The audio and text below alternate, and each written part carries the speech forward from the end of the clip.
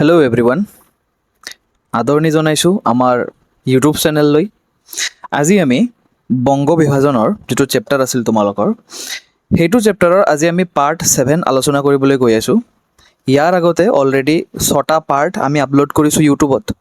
তোমালোকে পোনপ্ৰথমে 6টা পাৰ্ট কমপ্লিট কৰিবা, দেন এই 7 নম্বৰ পাৰ্টটোত আহিবা, ঠিক আছে? নহ'লে 7 নম্বৰ পাৰ্টটো ডাইৰেক্টলি চালে তোমালোকে একো গম নাপাবা।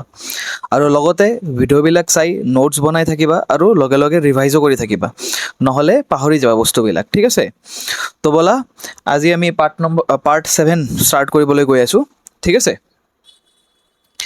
আচ্ছা, লাষ্টত আমি কি আলোচনা কৰিছিলোঁ লাষ্ট ক্লাছত, যে এই স্বদেশী আন্দোলনৰ ফলস্বৰূপে কি কি চেঞ্জ হৈছিল, ঠিক আছে? আমাৰ সংস্কৃতিত কি কি চেঞ্জ হৈছিল, আমাৰ ভাষাত কি কি চেঞ্জ হৈছিল, ঠিক আছে? তাৰপিছত কি কি শিক্ষানুষ্ঠান গঢ়ি উঠিছিল, জাতীয় শিক্ষাত কি পৰিৱৰ্তন আহিছিল, আৰু কোন কেইজন নেতা আছিল যাৰ আণ্ডাৰত এইবিলাক চেঞ্জেছ আহিছিল, ঠিক আছে? তো আজি আমি আলোচনা কৰিবলৈ গৈ আছোঁ স্বদেশী আন্দোলনত মহিলাৰ ভূমিকা, ঠিক আছে? সেই সময়ত ভাৰতীয় মহিলাসকলে কেনেকৈ স্বদেশী আন্দোলনত অৰিহণা যোগাইছিল, ঠিক আছে? এইখিনি আমি আলোচনা কৰিবলৈ গৈ আছোঁ। চোৱা,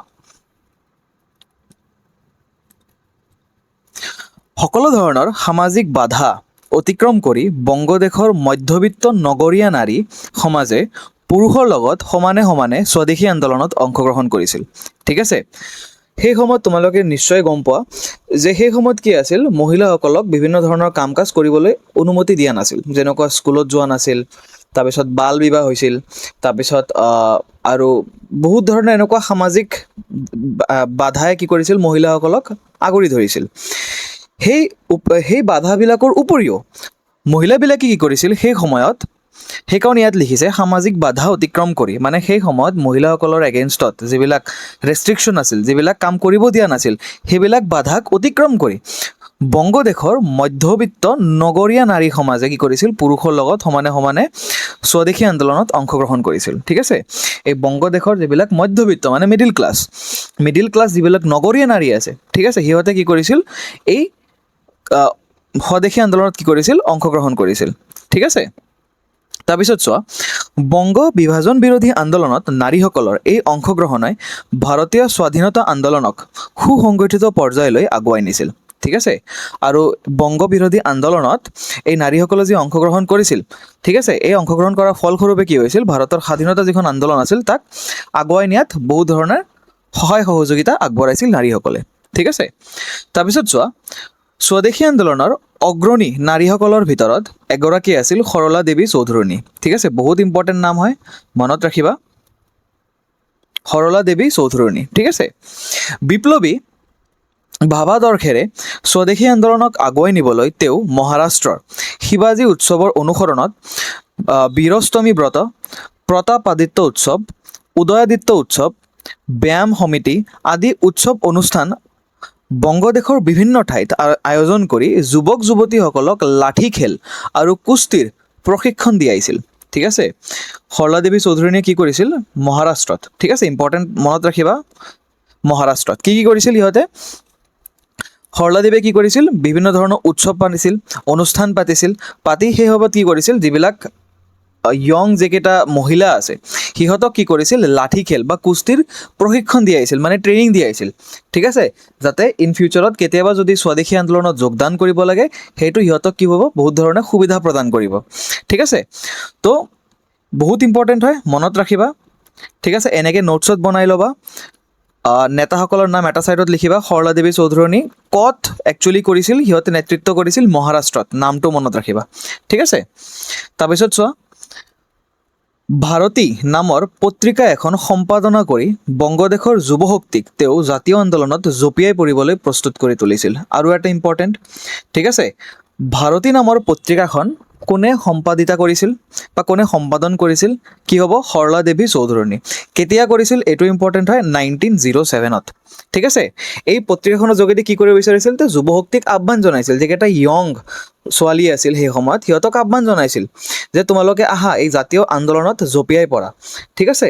তেন্তেহে কি হ'ব, ব্ৰিটিছৰ বিৰুদ্ধে আমি কিবা মাত মাতিব পাৰিম, ঠিক আছে? বহুত ইম্পৰ্টেণ্ট হয়, মনত ৰাখিবা এইটো। তাৰপিছত চোৱা, নাৰী আৰু যুৱক যুৱতীসকলৰ মাজত জাগৰণ সৃষ্টিত প্ৰচুৰ বৰঙণি যোগোৱা আন এগৰাকী নাৰী আছিল ভগিনী নিবেদিতা। তোমালোকে নামটো শুনিছাই চাগে, ভগিনী নিবেদিতা। ঠিক আছে, আয়াৰলেণ্ডত জন্মগ্ৰহণ কৰা এইগৰাকী মহীয়সী নাৰীৰ নাম আছিল মাৰ্গাৰেট এলিজাবেথ নোবেল। ঠিক আছে, ইম্পৰ্টেণ্ট হয়। প্ৰথমত ভগিনী নিবেদিতা ক'ৰ আছিল, ক'ত জন্মগ্ৰহণ কৰিছিল? আয়াৰলেণ্ডত কৰিছিল। আৰু তাৰ অৰিজিনেল নেম কি আছিল, আচল নাম কি আছিল তাৰ? Margaret Elizabeth Nobel. তিনিটা বস্তু পালোঁ, ইম্পৰ্টেণ্ট হয়। ঠিক আছে, তাৰপিছত চোৱা, কলিকতাত থকা সময়ত তেওঁ young men's Hindu union, Vivekananda society, Dawn society আৰু অনুশীলন সমিতিৰ সৈতে প্ৰত্যক্ষভাৱে জড়িত হৈ নাৰী আৰু যুৱক যুৱতীসকলক দেশীয় শিল্পৰ যোগেদি স্বনিৰ্ভৰ হ'বলৈ আহ্বান জনাইছিল। ঠিক আছে, মই তোমালোকক অলৰেডি কৈছোঁৱেই যে এই যি ব্ৰিটিছ বিৰোধী আন্দোলন আছে তাৰ এটা মুখ্য উদ্দেশ্য হ'ল কি, যিবিলাক ব্ৰিটিছৰ বস্তু আছে এইবিলাক আমি ত্যাগ কৰিম আৰু যিবোৰ স্বদেশী বস্তু আছে এইবোৰ আমি কি কৰিম, গ্ৰহণ কৰিম। ঠিক আছে, তো স্বদেশী বস্তু বনাব হ'লে দেশীয় শিল্পটো লাগিবই, দেশত বিভিন্ন ধৰণৰ ইণ্ডাষ্ট্ৰি লাগিব, তাতে স্বদেশী বস্তুবিলাক বনাব পাৰিম। সেইকাৰণে কি কৰিছিল মাৰ্গাৰেট এলিজাবেথ নোবেলে বা ভগিনী নিবেদিতাই কি কৰিছিল, এইকেইটা অনুষ্ঠানৰ লগত জড়িত আছিল আৰু তাই কি কৰিছিল, এই যুৱক যুৱতীসকলক বা নাৰীসকলক কি কৰিছিল, দেশীয় শিল্পৰ যোগেদি স্বনিৰ্ভৰ হ'বলৈ আহ্বান জনাইছিল। কি তোমালোকে দেশীয় শিল্পত অংশগ্ৰহণ কৰা, দেশীয় শিল্পত অংশগ্ৰহণ কৰি তোমালোকে স্বদেশী বস্তু গঢ়ি তোলা, আৰু স্বদেশী বস্তু গঢ়ি তুলিলে তোমালোকে কি কৰিবা, নিজৰ ওপৰত নিৰ্ভৰশীল হ'ব পাৰিবা। ঠিক আছে, তো এইখিনি ইম্পৰ্টেণ্ট হয়, মনত ৰাখিবা কি কি অনুষ্ঠানৰ লগত তাই জড়িত হৈ আছিল। ঠিক আছে, এইকেইটাৰ নাম মনত ৰাখিবা, young men's Hindu union, Vivekananda society, তাৰপিছত ডন ছ'চাইটি আৰু অনুশীলন সমিতি। ঠিক আছে, তাৰপিছত চোৱা, বংগদেশৰ নাৰীৰ সাহসিকতাই ব্ৰিটিছক স্তম্ভিত কৰি তুলিছিল।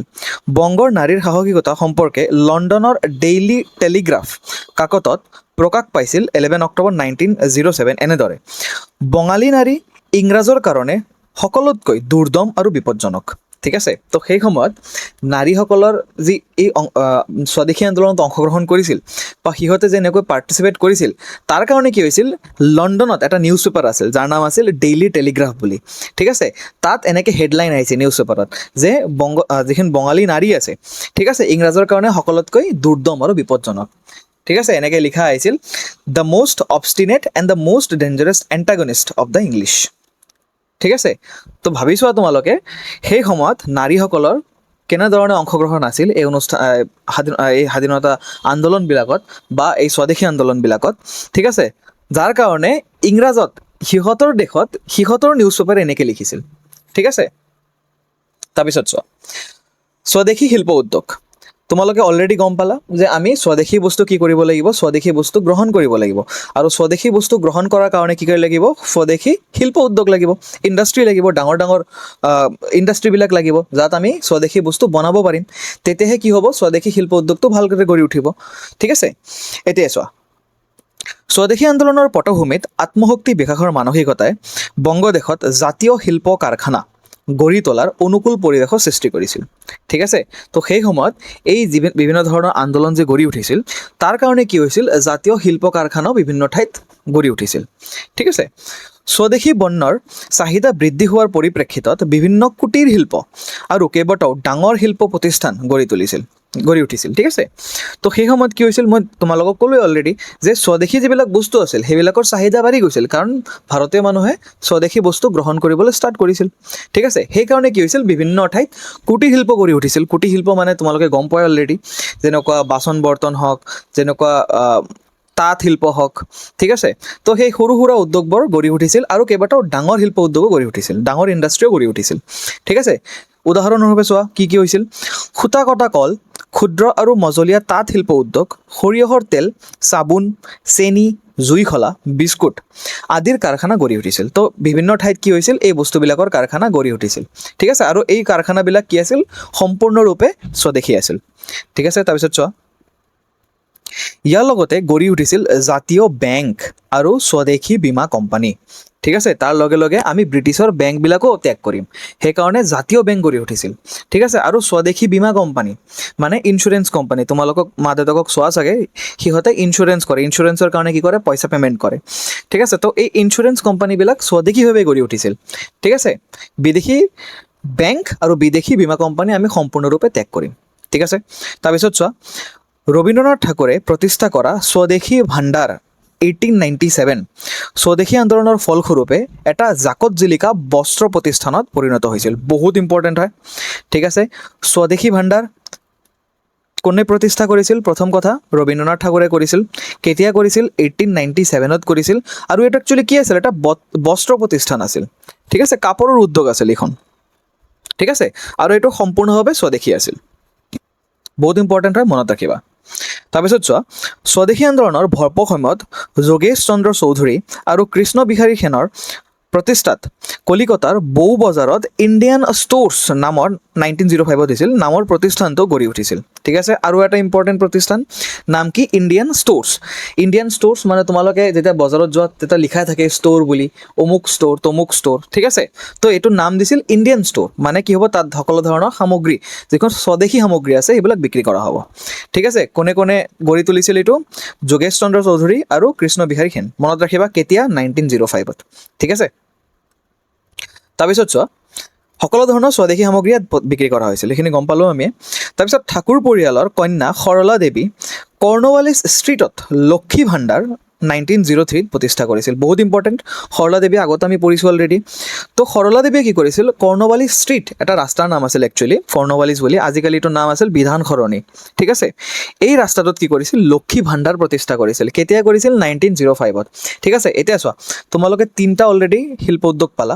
এনেকৈ তোমালোকক মিলাই দিব পাৰে, যেনেকুৱা অপশ্যনত দিলে এইপিনে লিখিলে স্বদেশী ভাণ্ডাৰ, এইপিনে লিখিলে ইণ্ডিয়ান ষ্ট'ৰ্ছ, এইপিনে লিখিলে লক্ষী ভাণ্ডাৰ, আৰু এইপিনে 3টা চন দি দিলে, ঠিক আছে। প্ৰথমটো দিলে 1903, 1905, 1897। তো এনেকৈ তোমালোকক মিলাই বাকচবিলাকত মিলাই দিব পাৰে কুৱেশ্যন।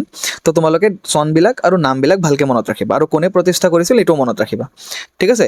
তাৰপিছত চোৱা, আৰু এটা আছে, আব্দুল হালিম গজনবীয়ে লাল বজাৰত প্ৰতিষ্ঠা কৰিছিল ইউনাইটেড বেংগল ষ্ট'ৰ্ছ। এইটো এটা ষ্ট'ৰ হয়, মানে ইয়াত বিভিন্ন ধৰণৰ সামগ্ৰী বস্তু বিক্ৰী কৰা হ'ব। এইটো কেতিয়া গঢ়ি উঠিছিল? 1906। কোনে কৰিছিল? এইটো ইম্পৰ্টেণ্ট হয়, আব্দুল হালিম গজনবীয়ে, ঠিক আছে।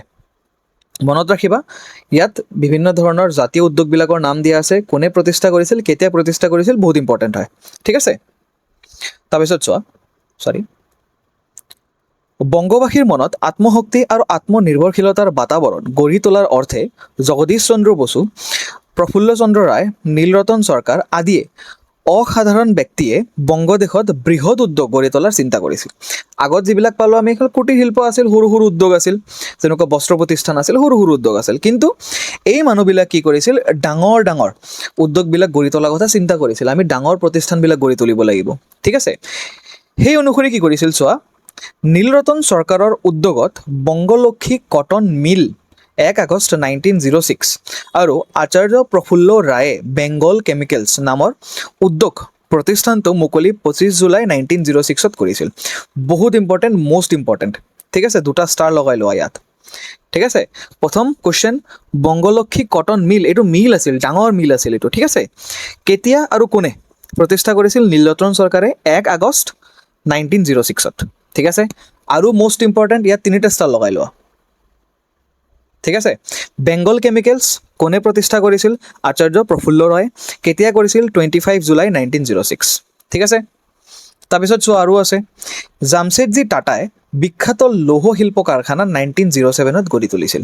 এইটো আৰু এটা ইম্পৰ্টেণ্ট হয়, ঠিক আছে। লৌহ শিল্প কাৰখানা, লৌহ মানে আইৰণৰ এটা কাৰখানা, ঠিক আছে।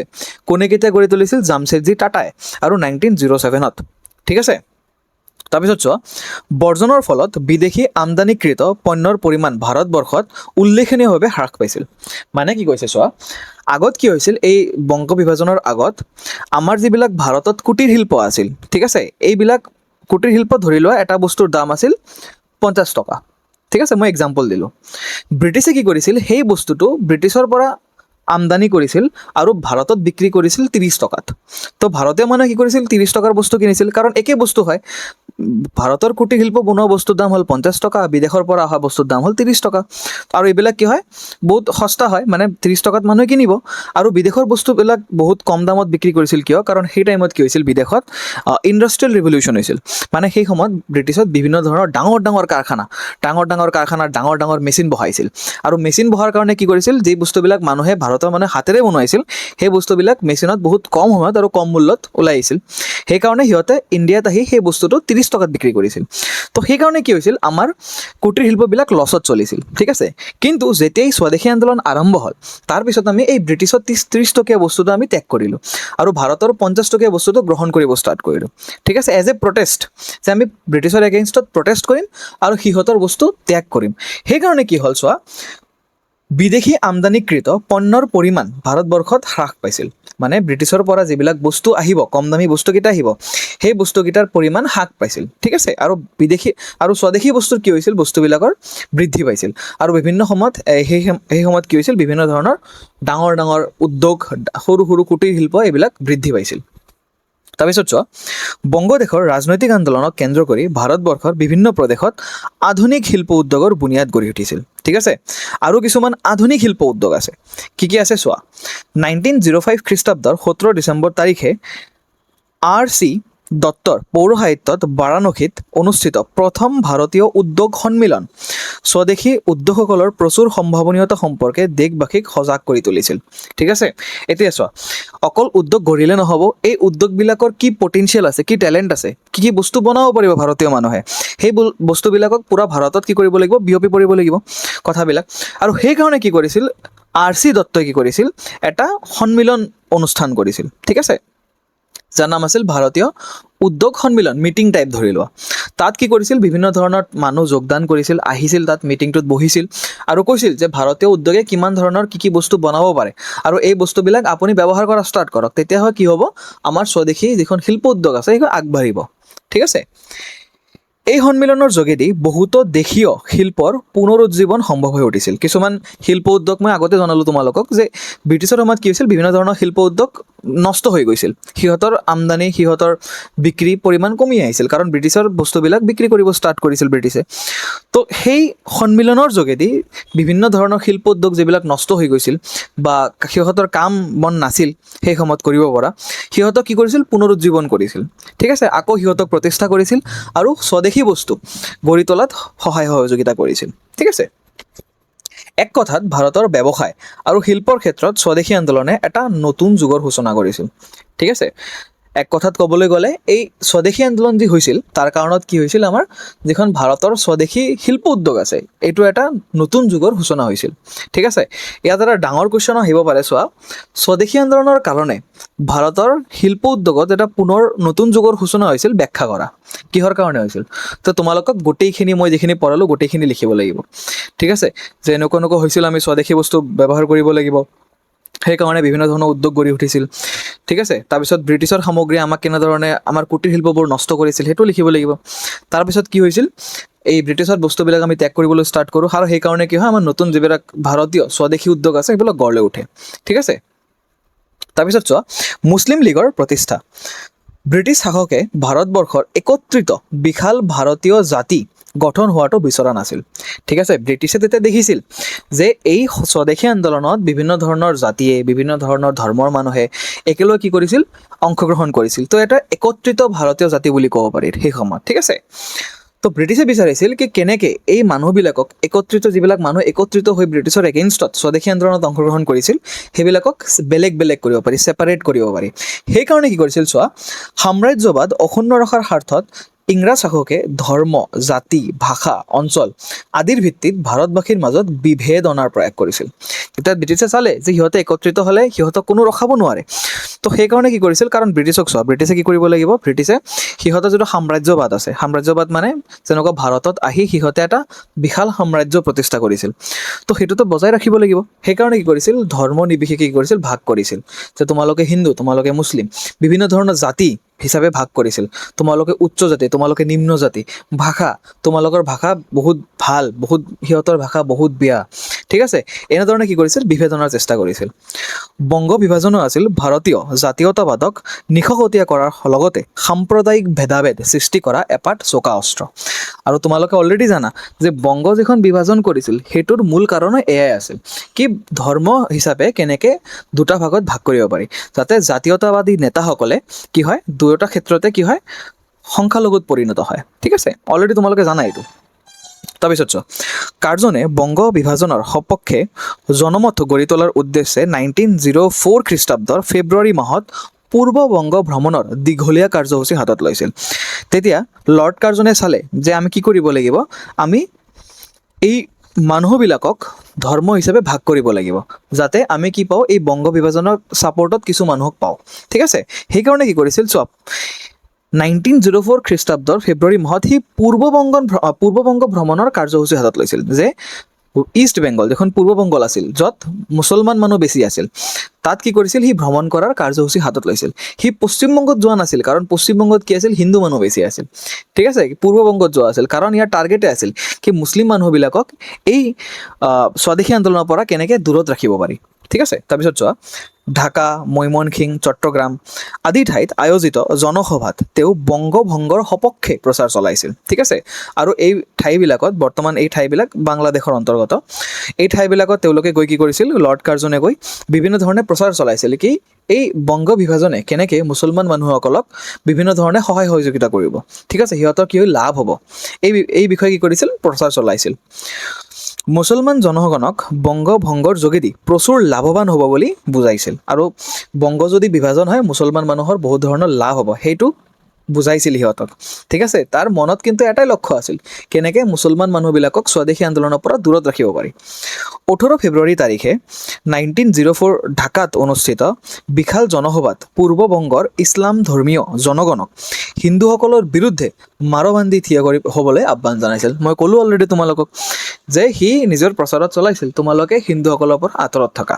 ঠিক আছে, কাৰণ সিহঁতৰ ধৰণে কাম কৰিব, তোমালোকে বেলেগ, তোমালোকৰ বংগ বিভাজন হ'লে তোমালোকৰ লাভে হ'ব, সিহঁতৰ লছ হ'ব। তো এনেকৈ কি কৰিছিল, সি এটা ধৰ্ম নিৰ্বিশেষে কি কৰিছিল, এটা ভেদাভেদ অনাৰ চেষ্টা কৰিছিল। ঠিক আছে, ঢাকাৰ নবাব ছালিমুল্লাহ খানৰ যোগেদি, ইম্পৰ্টেণ্ট নাম মনত ৰাখিবা, ঢাকাৰ নবাব ছালিমুল্লাহ, ঠিক আছে, খানৰ যোগেদি পূৰ্ব বংগৰ মুছলমান জনতাক ওচৰ চপাই অনাৰ প্ৰচেষ্টা হাতত লৈছিল, আৰু সেই কাৰ্জনৰ সহযোগিতা কোনে কৰিছিল, ঢাকাৰ নবাব ছালিমুল্লাহ।